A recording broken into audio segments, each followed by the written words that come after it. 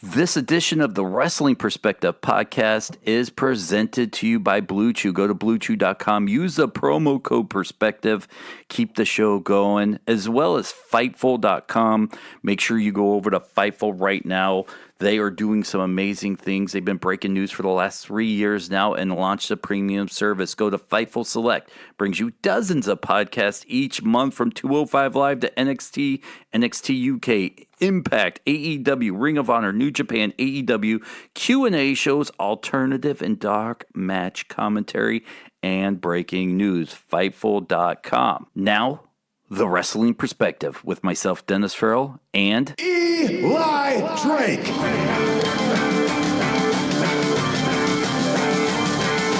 That is just a fact of life.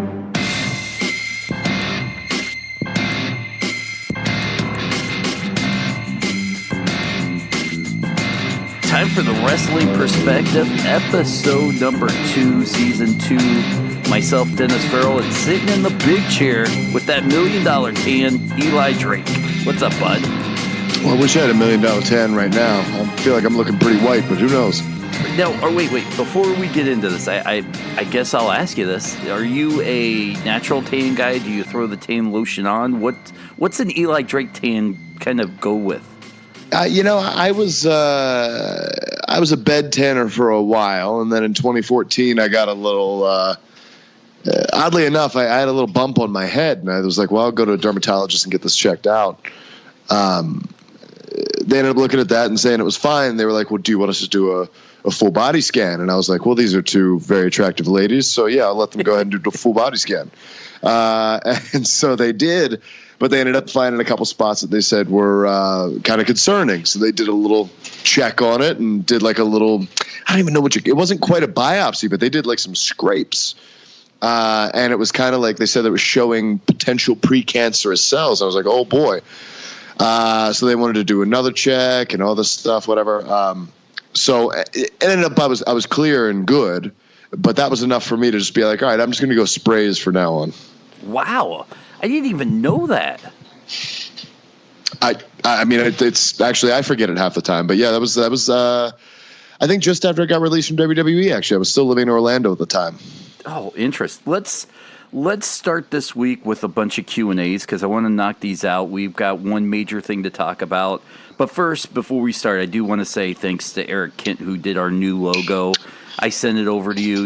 He made you look a little gingerish, which ginger Eli Drake isn't so bad. I mean, sounds tasty, but no, I mean, there's a little bit of ginger in my beard, I guess. I have a little bit of rust in there, but I'm a brown-haired boy. There you go. So what did you think of that logo, by the way? It was very good. He killed it. You kind of have to say that because it was free, so. No, it was actually damn good. The only problem I have is that you were more front and center. So, I mean, So I will tell you why. And I argued with him back and forth like, dude, he's Eli Drake. There's no way. And by the way, he made me look like an angry 46-year-old Jewish woman. Like, I'm telling people to stop. Wait, you're not? I know that was part of the lore of doing the show with me, but no, I am not, despite what the internet may think. But, he put my frumpy body, front and center. He's like, well, Eli's in the back roasting you, and that's the whole premise of why you're up front is because he's back there roasting you. And then he also said it would look proportionate with you in the middle of the ring. I'm with it. I dig it. I think he killed it. All right, there we go. Let's knock some Q&A out because we have a ton of it. Mark wants to know when you're on a TV set with how do actors react to you being a pro wrestler? Well, for the most part, I don't really talk about it, and I'm not sure. Sometimes they know, sometimes they don't. I would say if I'm 100% honest, more often they don't. So they don't. It's not really something that's that talked about, but when it does come up and when it is discovered some way through conversation, usually, then all the questions come in and they want to know everything and they're fascinated. A big smile comes across the face and, they want to know the ins and the outs of the business and how does this work and how's this work. And it's a lot of that. Have you ever been recognized on set by somebody? Man, I haven't been on set in a while, so that would be very hard to do. Because as far as being on like an actual like legit TV or movie set, it's been probably since 2015, and that was the very beginning of my run in Impact, so probably not. All right. Brandon wants to know, you said you have not watched wrestling since 2003. What would it take to get you to watch wrestling again, even on a semi-regular basis? I really don't know. I don't. Let me start with this. With that one. Go ahead. Let me start with this. Would you take time out of your day to watch the very first AEW television show when it debuts? I think I'd be curious to see what their first show is going to be like. Yeah, sure. Will I watch it end to end? I don't know. I just don't have the appetite for wrestling that I used to. I like to do it. It's kind of like with football, actually. I don't watch a lot of football. I love to play it. If I can go down to the beach and play like flag football, or even, hell, if somebody wanted to give me pads, I'd go out and play. But to sit and watch a game end to end is pretty unusual for me. I'm not one to like sit and watch things a lot. My girlfriend will tell you I am the worst. If you ever ask like, hey, have you seen this movie? Chances are the answer is no. I've seen a very select amount of movies and television shows, and what I have seen, half the time I just kind of I'll watch them again at some point, because it's like, I know I like this, I can trust in this. And as far as wrestling's concerned, there's nothing that's captivated me or compelled me to want to like sit and watch it over the last 16 years. Brandon also had a follow-up question of, do you watch your own work back when it comes on TV?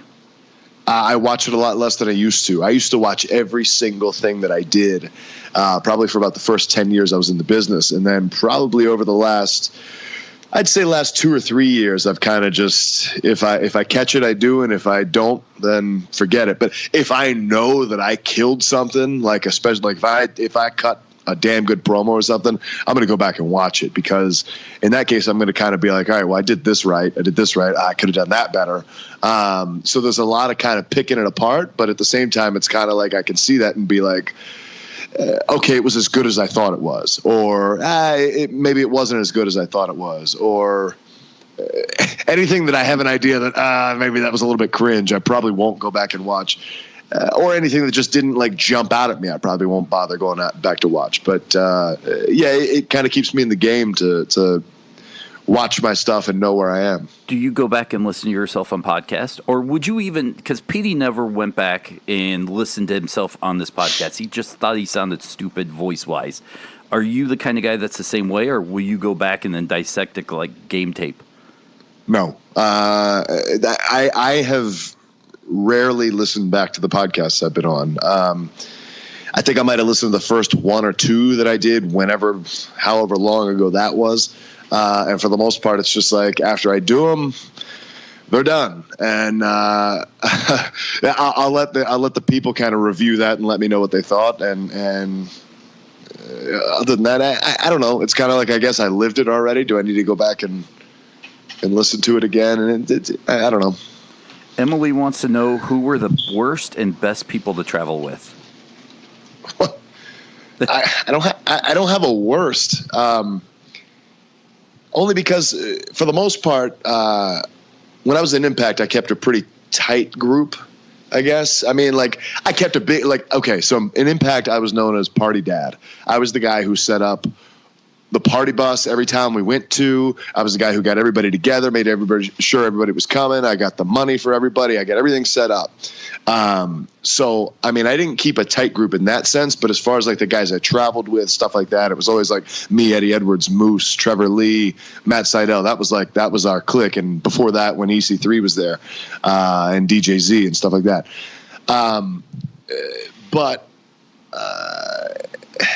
I mean, those were definitely the best guys to travel with. But for the most part, I always had my own room.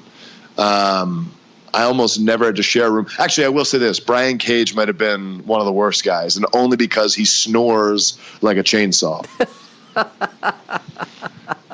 I can see that with that body mass. There's no way that's smooth sailing sleeping right there. I mean, fortunately, I can sleep through a lot, but I do remember waking up to pee one time, and I was just like, "Oh my God, the weed whacker is going off right now." I mean, it was ridiculous, the sounds coming out of this guy's mouth. Kenneth wants to know, would you ever do a watch-along podcast episode? And I don't know if you know what that is, and it's kind of the hot thing now where, two guys will sync their TVs and be like, all right, we're about to watch blank pay-per-view from 19 whatever, 3, 2, 1, hit play, and then we just talk over it. I'm not a huge fan. I'd rather do like small 3 to 10 minute matches, not so much a pay-per-view, unless it was a lot easier when PD either booked it or helped produce it that you could get some inside talk. But as 2 fans, I'm not a huge fan of that. I mean, I could see doing that with one particular match, or maybe a segment or something like that. But a whole 3-hour pay-per-view, that sounds so long and arduous for anybody listening, the people doing it. I don't think I'd be interested in that. But if it was like one match or one maybe hour-long show or something like that, possibly. I'm with you on that, and maybe one day down the road when we're struggling for content, we'll do something like that. Martin wants to know, are you and Dennis friends? And I can answer this one. I think we have a potential friendship. We're acquaintances. I think that's the best way to put it. You don't hate me, but I don't know if you know me enough to like me. And the same, I'm a fan.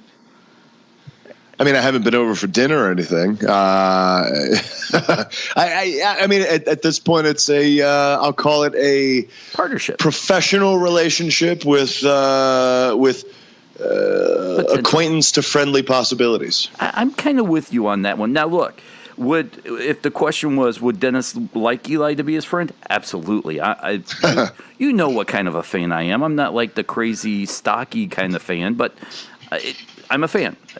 Even when you were on the podcast, I had nothing but glowing things to say. Plus, you're 5 times my size and body mass and strength. So let's move on. Kenneth wants to know, who was the first wrestler you ever met as a fan? I never did meet any as a fan. The only wrestler I ever touched as a fan was Marty Jannetty. I was at. Ooh, I'm sorry. Man, I forget where we were. I want to say it was probably Hershey Park Arena. Man, it might have been like a King of the Ring pay-per-view. So I remember it was Razor Ramon and Marty Jannetty were teaming up for a short little while. And we caught them on the way out, and kind of our seats weren't even by the entrance, but me and my friend just kind of like ran down to that section. And I remember like touching Marty Jannetty's forearm. And first of all, I was only probably 12 at the time. And I remember just thinking how gigantic this guy was. And really, when you think about it in the grand scheme of things, he wasn't that big of a guy, but like to a 12-year-old, and here's this giantly muscular guy, he was huge. And he was also disgustingly sweaty, which I don't know why I hadn't thought of that, but I was 12. So, I was an idiot. But yeah, he was the only person that I really touched, met, whatever. Beyond that, I didn't really start meeting any famous wrestlers until I was already in the business. I was not really like, I was very much like a mainstream fan for the most part. Like I watched it on TV. We'd go to the shows occasionally when they'd come to town, but we weren't like hanging around trying to get autograph. My dad wouldn't even have dealt with that nonsense. No matter how much I asked to stay or hang around or try to meet the wrestlers, my dad would be like, "No, we're going home. We got to go home." Did you kind of fanboy out like the first real guy you met when you were in the business, or did you keep it cool? I always, for the most part, keep it really cool just because, like... Even back then? Yeah, I mean, because you're talking, like, at that point, I was still, like, 20, 21 years old. Like, at that point, I don't know. Like, I just had I think I've always got a little bit of a chip on my shoulder in a certain sense. But, I mean, I guess at the same time, it's just kind of like... Okay, so let's take it even when I used to go to those shows with my dad, my grandfather, my friends, whatever. Like, we were probably the fans that I don't like. We were the fans that, we didn't really get loud or anything like that. Like, we kind of just watched the show. Almost like we were at home. Like, there was no like loud reactions or anything. I think the only time that I was at a show and really kind of reacted like that, I think was I want to say it was 2000. I was in Pittsburgh, and we were at a SmackDown taping, and The Rock was doing the People's Elbow, and I was in like kind of the shooting area for getting the elbow pad. So that was really the only time I can remember really being that way. But for the most part, we just kind of were quiet and sat and watched the show. So I don't know if that's just something that's always been ingrained in me or what, but I guess I never really made a big deal about stuff like that. I guess meeting The Rock when we did The Hero for the first time, I was kind of amped in a sense of like, okay, this is pretty cool. And when I met Austin on the set of doing the, what was that? What year was that? 2K16 commercial for WWE games. That was kind of cool. Wow. But at the same time, I wasn't like, I don't know. I wasn't like, hey man, I remember watching you on blah, blah, blah. I pretended like I was supposed to be there. Basically, I just act like you belong. But little Eli Drake in the inside was going nuts, right? You got to tell me that. Sure. Okay. Well, yeah. I mean, of course, because there's part of you who's like, man, I wanted to be this guy when I was in 10th grade. So yeah, I mean, there's some of that in there, but at the same time, again, act like you belong. All right, let's see here. Miguel wants to know, now that you're signed with the NWA, how much of the history do you know, and have you gone back to do any studying of the NWA? Actually, you know what? Here, if I can take it back to that question real quick, I will say that is one thing that, like, see, when I was brought in the business, though, too, they would always tell you, like, not to mark out. And they were I was brought up kind of, like, still in the periphery, maybe the last bastion of what existed of the old school still, because they would tell us, like, if there were guys like that, because my very first tour I ever did, I'd only been training for 3 months, probably 2 months at this point. They let me go in and do a battle royal, literally for 20 seconds. I was thrown out immediately. But on that tour, touring with us was Hacksaw Jim Duggan and D'Lo Brown. And, you know, I'm sitting there and listening to D'Lo stories and all this kind of stuff, but they were very specific about, like, don't ask these guys for autographs, don't ask for pictures, none of that. So that was kind of ingrained in me from the start in my wrestling career. So even now, like, anytime I'm with any other wrestlers, like, I don't usually ask for pictures. I don't ask for anything. And that's kind of carried over too, because, like, if I see somebody out in public, I think the only exception I've ever had to that is when I was flying to Tokyo, Japan, and I saw Horace Grant, and I was like, I got to get a picture with Horace Grant. And he was an NBA player. It's different. He's not my business. I don't know. So it was slightly different. But even if I see another celebrity, for the most part, I'm not going to go up and ask for a picture. I get what you said. I mean there, because doing, you know, MLB, NFL stuff, I'm in locker rooms all the time. I'm talking to guys. It blows my mind that there are guys that will text me and still ask me for fantasy football advice. And, and, you know, it's, you know, I've talked to you offline. You know, some of the guys from Super Troopers and Beer Fest will occasionally send me texts. And I'm like, what are you guys doing? You know, talking to me. And that was some of the reasons why PD would take me around to Impact, is he knew that, you know, I had the professionalism not to go, oh my God, Eli, Drake, I know you have your headphones on and you're drinking your water and you're about to stretch for your match, but can you give me 5 minutes so I can just talk your ear off when you don't want to listen to me talk? And that was some of the reason why PD brought me along. Well, yeah, and I mean, you just kind of have to get used to being around it, I guess. I in a weird way, I guess there are certain times where I'm kind of like, it'd be cool to have some of those pictures, but at the same time, it's like, I don't want to bother people. I mean, although when I reframe it myself, I've had plenty of wrestlers ask me, and plenty of staff and stuff like that when I've gone to shows asked to take pictures with me, and it's no sweat off my back. I mean, obviously, unless somebody asks me in the middle of me doing something that I need to be doing right then, that moment, then, you know, 99% of the time it's not the case. So I don't know. It's just something that's been ingrained in me, so I just don't bother with it. I did almost ask you for a picture when we interviewed you that one time. And I wouldn't have said no. But I told myself no, and I'm like, no. You know, Pete standing there, and the last thing you know, because I don't know what you just came back from or what you were about to do. And when you're backstage, you're at work.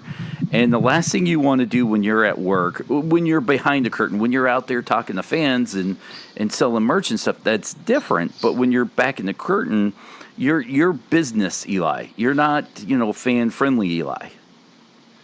I mean, it's not really that much different, except it's just that those days are so long. It's very easy to just kind of go into yourself, I guess. And at the same time, it's like I'm very much. Now, this depends on my moods for the most part, but unless I'm really exuberant for some reason, maybe I just came back from the gym and the endorphins are coming, then I might be talking a little bit. But otherwise, I stay very much to myself. I don't usually talk to people unless I'm talked to.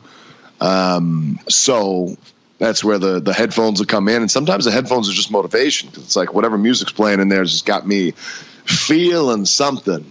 There's that, or I don't know. It's just, like I said, those days are long. So it's kind of like, just get somewhere and just hang out. And if that means sitting by myself, then that's what I'm going to do.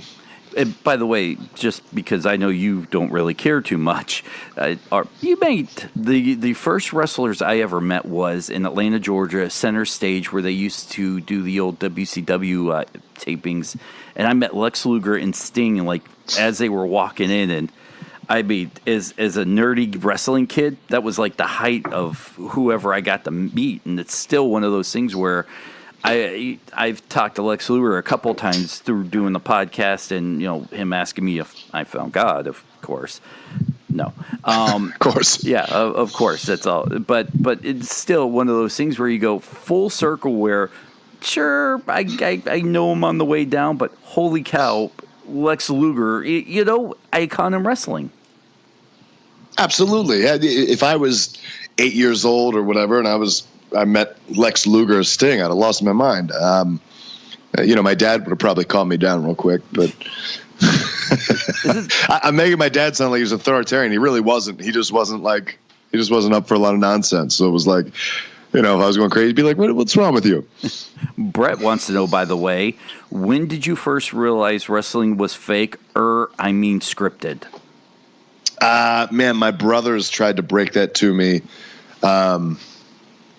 I can't remember how old I was, but it was probably around the same time that they were trying to tell me the Ninja Turtles weren't real either. And I was pretty angry about all those things because I would not believe it. I refused to believe it. To me, the Ninja Turtles were real. He-Man was real. Hulk Hogan was real. All those things were real. For me, it was, do you remember when the Earthquake did his finishing move like 3 times on Hulk Hogan? Oh, yeah. That was a big time. I tell you what, go ahead. Say what you're going to say. I remember it still like it was yesterday because they squish them. And a few minutes go by and the end of the show's going and they do this quiet pan out of a neatly folded Hulk Hogan shirt in front of these lockers. And they're like, he may never wrestle again. And I got tears in my eyes like, no, Hulk Hogan, don't. And my dad just kind of looks over and goes, it's fake. Stop crying. And I'm like, what? I know, right? It's like ruining the magic here. It was amazing. What about you? Well, I mean, definitely by that point, I was still, I think, subscribing to the realness of it. And, I have to feel like my brothers had to have told me even before The Undertaker was around that it wasn't real. But I remember Tuesday in Texas, the rematch for The Undertaker and Hulk Hogan. I remember watching it at my grandfather's house. My grandfather got the pay-per-view. It was just me, my dad, my grandfather. And I remember being so nervous just before that match that I had to go to the bathroom. Like I had the most upset stomach for being so nervous for Hulk Hogan before that match. So I don't know if it was just that, my brothers told me, I heard it, kind of figured, they might have a point. But at the same time, I was like, I don't care. This is real to me. This is real to me, damn it. And so I don't know. I mean, I think I just allowed myself to suspend my disbelief still through all that time, even while knowing, or maybe eventually organically gaining that perspective that, yeah, it's not real, but I'm enjoying what I'm watching, so I'm suspending my disbelief. Patrick wants to know, who trained you and what was your first day of training like?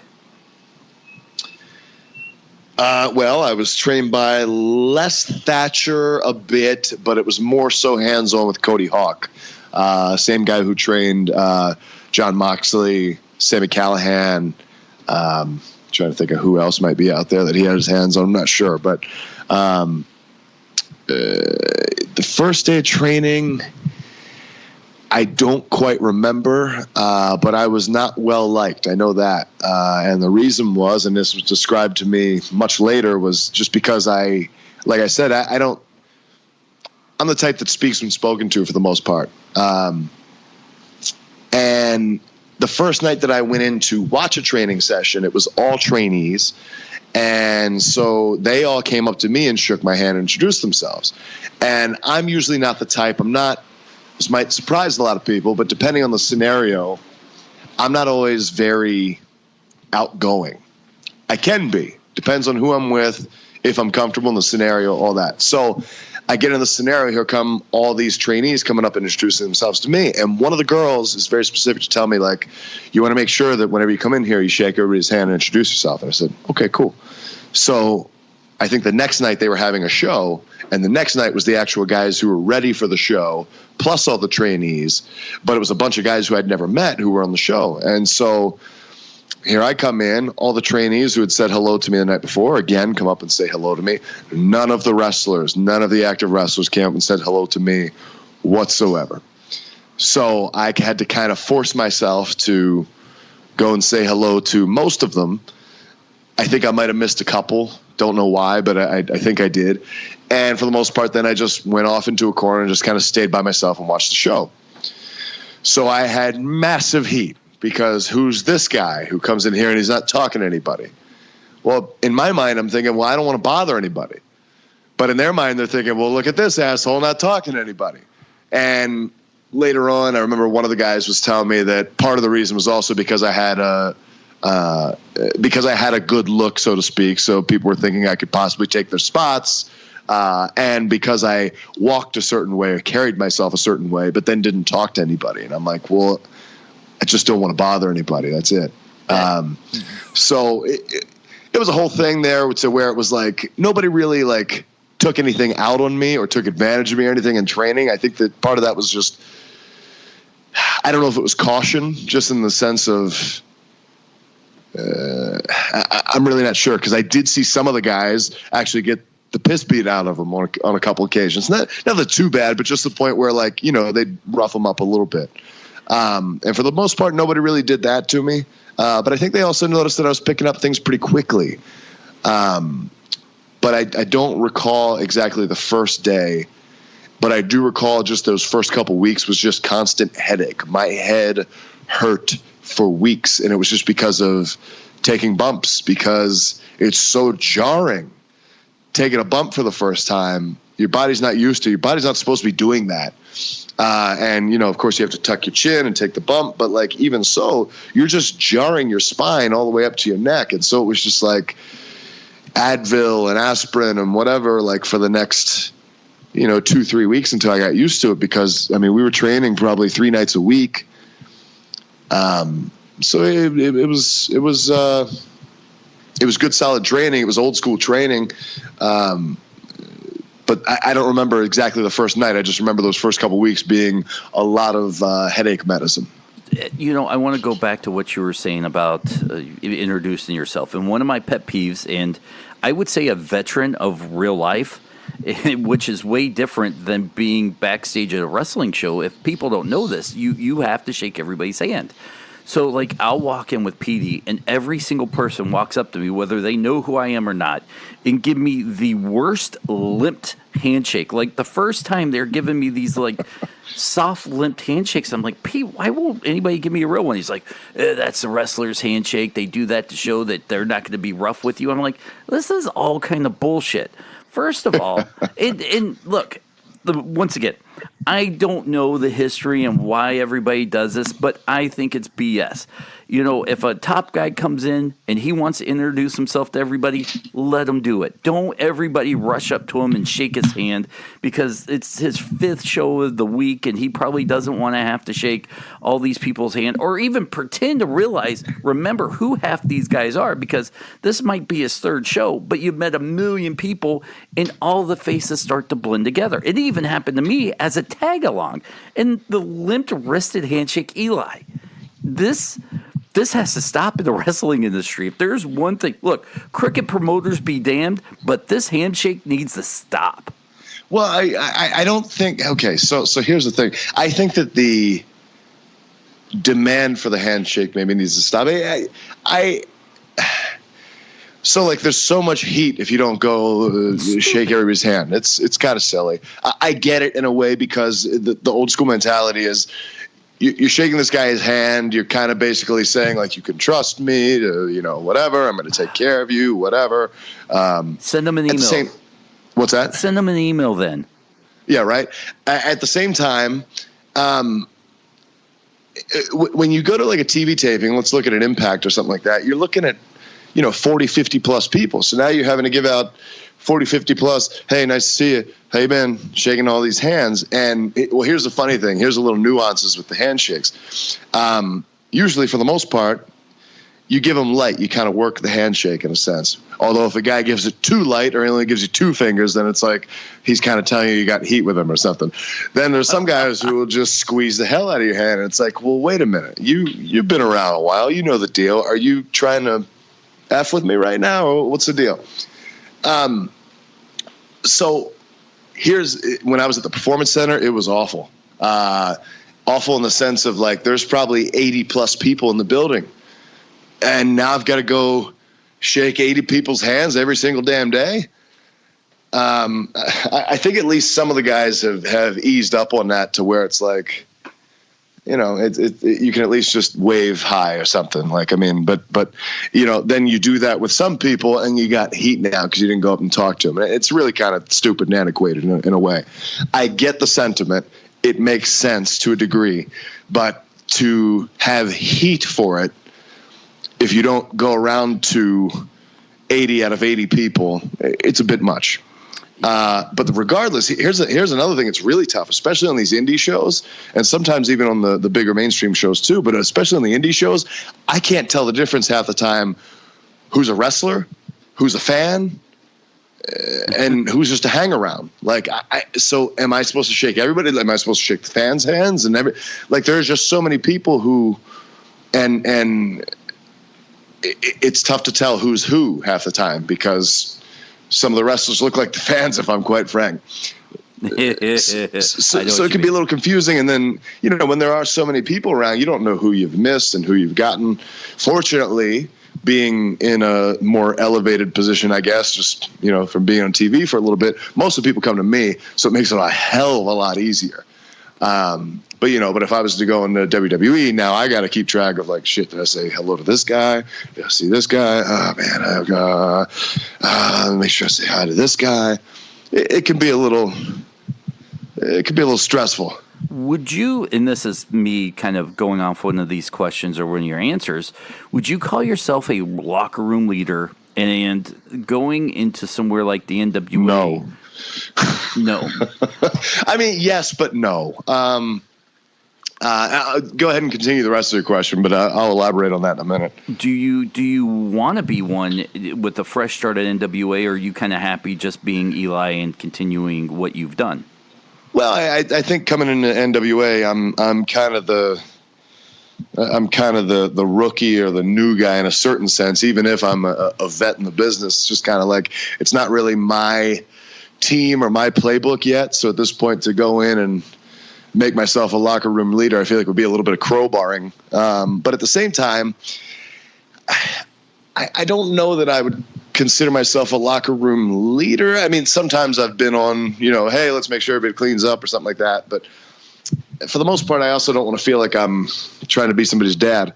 But I will say that I do remember when the Jarrett regime first came in at Impact, and that whole thing with make Impact great again, and basically cutting all the promos where it sounded like, the talent that was there currently was garbage. I did start to look around, see some of the faces looking at the monitor, like, what is this really happening right now? And that's when I went and talked to Jeff, and there's articles out about this where, I confronted him backstage. So I'm like, what are we telling the people right now? Because, like, if I'm not worth anything, then why am I even going out there and busting my ass in the ring? I might as well just lay down and go somewhere else. Because if you're telling everybody that we need to make this place great again, that the talent used to be great and the talent now is garbage, I have no purpose in being here. And, we ended up hashing it out. And oddly enough, 2 months later, I was a damn world champ. So I don't know if I garnered some level of respect for stepping up like that or what, but I don't know if I'd consider that locker room leader, but I think in that moment I was at least a voice for a lot of the people who I could see the looks on their face and the way that they were reading the situation. But I still don't think that I would come out and call myself locker room leader. Wow. We still have a ton. I'll do one more question, and then we'll get on because we're darn near to the end of this podcast. If 2019 wrestling TV ratings war had a finish line, how would MLW, NWA, WWE, NXT, Ring of Honor, and Impact finish? I guess he's saying if it was a race, and there was a finish line, how would they finish ratings-wise? And I guess... holy God, I have no idea. I mean, bottom line is WWE is always going to be on top. And the reason for that is because they're now going to be on Fox. Fox is a more accessible channel than any other company is on. And there's not really anything you can do about that. They're going to be the ratings winner regardless, unless somehow some miraculous stroke of, I don't even know what, unless Fox goes out of business, they're going to be the number one show. Other than that, I don't know, because none of the other shows really have a viable TV outlet at this point. AEW hasn't been on yet. Impact has changed their TV carrier about 3 or 4 times in just the last couple of years. Ring of Honor, from what I hear anyway, is kind of, I know they're on Sinclair, but like I've asked my dad before if he watches it. He said sometimes it's on one channel and sometimes it's on another. So nobody really has anything solid yet. Now, obviously, AEW will come October. So I think that makes AEW an easy second place at this point. But then that also depends on now what's NWA doing with their TV. What's MLW eventually going to do with their TV? I don't even know where you find MLW TV. I don't either. So I think that you've got WWE, you've got AEW, and then as things progress with the others, we'll figure it out. And I know you wanted to talk about this anyway, but you got Impact and the AXS deal. It's a hell of a lot better than Pursuit, I'll tell you that. But I don't know that AXS is still a giant blip on the map. So it's pretty easy to see that it's WWE top. Nobody's going to touch them, especially now with Fox. And then you got AEW. And we'll talk about this here in a second after the Blue Chew ad, so I won't jump too much into it. But I think you nailed it right on the head. Is WWE, AEW, and I think there'll be some times where AEW may jump WWE just because it's the fresh, new, hipper wrestling and everybody loves it, and I get it. But I don't think so. I think they might jump NXT, but they're not going to. I don't think they're going to do better than Raw or SmackDown, only because they're on Fox, and Fox is like. Even if you take the people who are actually going to actively go and watch it, there are people who are just asleep at the wheel, just with Fox just on their TV because it's just so accessible. All right. I'm going to put a pin in that one because I think that's a good conversation for later. But let me tell you something, Eli. It's Blue Chew time. If you go to BlueChew.com, use the promo code Perspective. It's always Blue Chew time. It is. You use Blue Chew, you will make your spouse happy. And if you're a spouse, and let's be honest, your husband, boyfriend, your significant other, maybe even the guy you're cheating on your husband with doesn't quite get it done, but you'd like to hang around with them, give them I tell you what, even if you're a single guy and you use some Blue Chew, you might get yourself a good viable bullpen there. I'm just going to let you know. As a longtime single guy, let me just talk. Go ahead. No. Hey, listen. I think if we were to do a police lineup with you and I and a room full of women, and they would go, who would you most want to hear talk about Blue Chew? It's not going to be me. Well, I mean, I'm just saying, I've got a lot of stories, and I'm sure that Blue Chew would have probably enhanced a lot of those stories.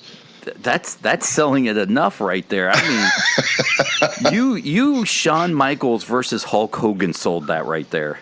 Oh, boy. But go to BlueChew.com, use the promo code Perspective, keep Eli and me happy. My kid, listen, if you don't do this, my kid is forced to go to a community college. You don't want that, do you? You want my kid to go to a prestigious college. You want my table to be bountiful. You want Eli. Think about your life without the Blue Chew money. Oh boy, cable bill may not get paid. I guess I don't know. I'm rich now. Yeah, that's Blue. Hey, that's Blue Chew money is life changing money, Eli. All right. You sold that one. Anyways, go to BlueChew.com. Use the promo code Perspective. It's made with the same active ingredients as Viagra and Cialis, so you know it works. You can get it online, so no awkward doctor's visits like this promo. It's out, done. You don't even have to worry about that. It's made in America, so it's cheaper, and you know it works. That's most importantly sent in a discreet package, which will be the cease and desist Eli sends me after this podcast. So make sure you go get Blue Chew. You keep the show going. It's awesome. And, you go from curtain jerker to main eventer. You get the job done in no more record times, no more, Clash of the Champions. It's what Clash of Champions was that? Where was it? Lex Luger rolled somebody up for like a 3 count in record time. Anyways, I'm meandering here. Just go to Blue Chew, use that promo code, order it, be happy, make us happy. Let's move on to the big news of the week, Eli. Finally, huh? Whew, got out of that one without having to get fired. So as everybody knows, Anthem, who owns Impact, has bought AXS. We're not going to jump too much into it, but it sounds like after Bound for Glory, they'll make the switch over the TV network. Now, the more interesting thing out of this now comes the rumor, Eli, that Impact or Anthem is in talks to buy Ring of Honor. Now, I don't think it's a good move, personally. And look, I love Impact. I wouldn't call myself a sycophant, but I've got friends there. I'm a supporter. They're your ex-girlfriend. I get it. But in the grand scheme of things, Ring of Honor, I've always kind of put Ring of Honor a little bit ahead of Impact as far as prestige and history-wise. I'd hate to see them get swallowed up by Impact, whether Impact does something good with them or not. But, man, I hate to see that. See, I don't know anything about this. I didn't even know that was on the table. But I don't know what they would gain from doing that, other than now they could brand themselves as Ring of Honor, and maybe that would be less of a black eye than Impact, because obviously Impact's ghosts of the past are still kind of haunting it. Although at this time I also feel like Impact's kind of done a decent job of completely changing their brand, because I don't even feel like they're recognizable as the same brand or same company. But other than that, I can't really see the benefit, I guess. I think part of it is they would be able to own the television library of Ring of Honor from 2009 to 2011. I think Sinclair owns the library for the other years, and after seeing what WWE has done with WCW and WA, Sinclair isn't going to just let it go like that. But still, to own a little bit of that library from 2009 to 2011 for Impact, that you could throw it on the Impact Plus app and still brand it, I think that'd be huge, right? Maybe. I mean, I don't know how the Impact Plus app is doing, but my consideration there is I'm almost thinking, like, are they thinking further into the future that now they have more bargaining for WWE if they ever decide to sell their own library? Boy, that'd be interesting, to be able to. And I think Ring of Honor has some of the best pay-per-view names, and you would be able to use those. You'd own that library. I don't know if you would purchase the contracts of everybody under contract with Ring of Honor at this time, or if it would be almost kind of a WCW kind of feel where they can sit out until their contract's done. There's a lot of questions to be had there. Why is Ring of Honor up for sale? I didn't even know. Or is this kind of a Trump Greenland thing? No, it's a rumor with legs that they probably reached out, and that's how the rumor got started, or they're really hot. So I'm guessing Trump Greenland, 40% here would be fair. The rest, but even then, I think it's still big enough where you have to kind of go, Boy, how different would Eli Drake's life be if instead of NWA, he signed with Ring of Honor and then this happened? Right. And honestly, that almost happened because they reached out to me just before I went to the NWA. That would be very, very interesting. But yeah, I don't know. I mean, it's really kind of interesting though how I'm going to go somewhere that's probably not going to make some people happy. And I'm not saying this to knock the company or anything, but like if you've got the money to buy a whole other wrestling company, maybe start paying the talent a little more. Because I was one of the only guys getting paid decent money. It was like me and maybe 2 or 3 other guys. And as far as I know, a lot of the other people were making like $300 or $400 a day taping. And that's not good money. And that's, that was the reason why I guess Scarlett wanted out. And I'm guessing why Cross wanted out. I don't know their exact deals, but with that in mind, I would think like, okay, well, if you can't afford to pay everybody like a great salary, maybe cut the fat, narrow it down, pay everybody a decent salary, and work with what you got. I feel like keeping your talent happy and keeping them wanting to stay there is probably more important than trying to buy another company at this moment. But that's just my opinion. I can't speak on the money thing because I don't know what people are making, and then I would just sound like one of these uneducated fans. But I don't really know either, but I'm going off of what I've been told by the talent that I've spoken to, that I've heard what their offers were, whether they accepted them or turned them down. And honestly, I don't understand why, if they are taking this money, why they would even put pen to paper, because most of these people can make more money on the indies than they're getting for a day of tapings, and they're not having to sign a paper to do it. So if that's the case, and this is all alleged, I don't know if this is true or not, but if that's the case and they're only getting paid that little, I really think that money would be better spent on the talent than buying another company. That's just my opinion. I agree, because one of the major thoughts here as we wrap this up, I know we're getting close to the end, of buying this, and the fans think, oh, this is going to be game-changing for Impact, being on 150 million household plus. But look, and I like Impact. I don't have a bad word to say about them. They grant me all this access.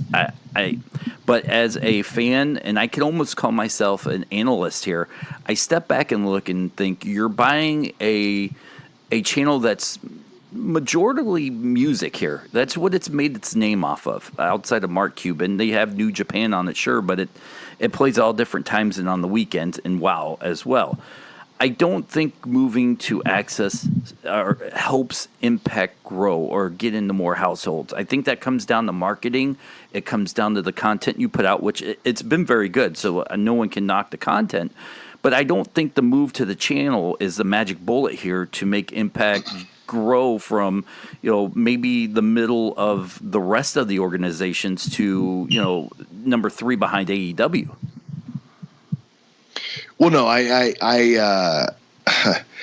it's definitely better than Pursuit. I would say it's a huge step from Pursuit, because you're looking at maybe 10,000 viewers a week and a channel that a lot of people don't get. I do think AXS is a little bit more, dare I say, accessible.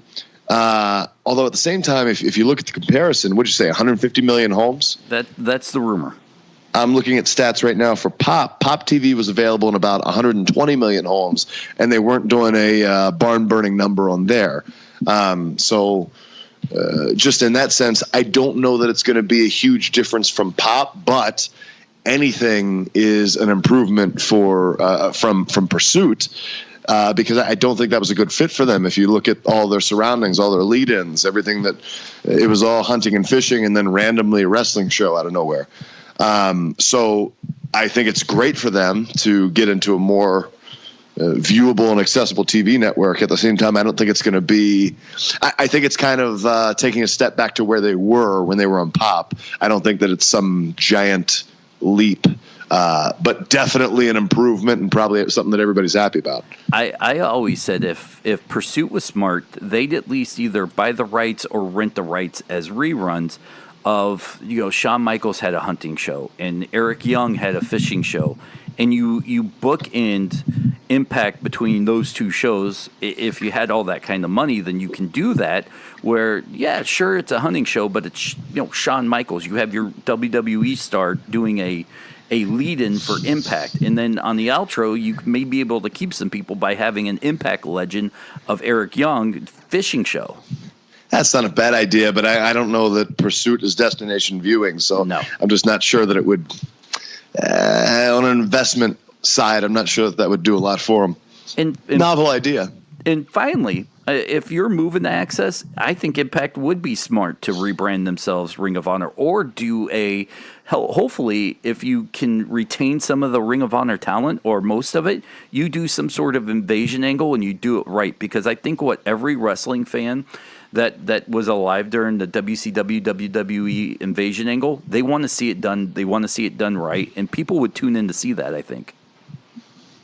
Yeah, I mean, that was so unfortunate how that went down in 2001. There was so much potential there. Yeah, I mean, I guess that's something that could definitely be good. At the same time, you got to consider that nothing like that would happen very quickly. So I think that would be a few months off if it was to happen. And you got to consider a couple of their top guys might not be there by then. Talking about who are we talking about? Flip and probably half of the damn Villain Enterprises. Yep. Flip. So I mean, you still have a bunch of other great guys on the roster. So I mean, hell, you bring in the Briscoes and stuff like those guys are intense as hell. So it could be really good. All right, where can people find you? Let's wrap this up. Send them home. I don't know where I'm trying to find myself right now. I am on Instagram and Twitter at the Eli Drake. You can buy my beautiful, wonderful T-shirts on ProWrestlingTees.com/Eli Drake. And you will find me in Atlanta. Actually, you'll find me next week in North Carolina. Where am I going to be? Hold on. Don't go anywhere. Yes, Atlanta and can you play the Jeopardy music real quick? I'll very good. Very good. Okay. Go ahead. I will be at Masters of the Ring in Kenansville, if I'm saying that correctly. Kenansville, North Carolina. Next week I will be facing Ken Anderson one-on-one. Oh, that's going to be September 21st, actually. Did I say next week? Is that next week? I don't even know. What's the date? Same. It's like next weekend. How about that? So, and then the weekend after that, don't forget, I'm going to be in Atlanta, everybody, ATL, doing the Dirty Bird with the Falcons down there, because we will be doing our TV tapings with the NWA, with Billy Corgan, with David Lagana, with Nick Aldis, with everybody's going to be down there, James Storm, and just added Jim Cornette as color commentator. Very controversial decision, everybody. I looked on Twitter today. People were happy. People were angry. But you can't do NWA without Jim Cornette, whether you like him or hate him. No, I mean, I agree with that. He is NWA. There we go. Don't forget WrestlingPerspectivePodcast.com. Go there, rate, subscribe. Make sure you follow us. Tell a friend. That's how we grow. You can follow me on Twitter at Dennis77 Farrell, Farrell, not FE. We don't like the FEs. That's like Will Ferrell. We don't do that. Wrestling Perspective on Facebook. Eli, see you next week.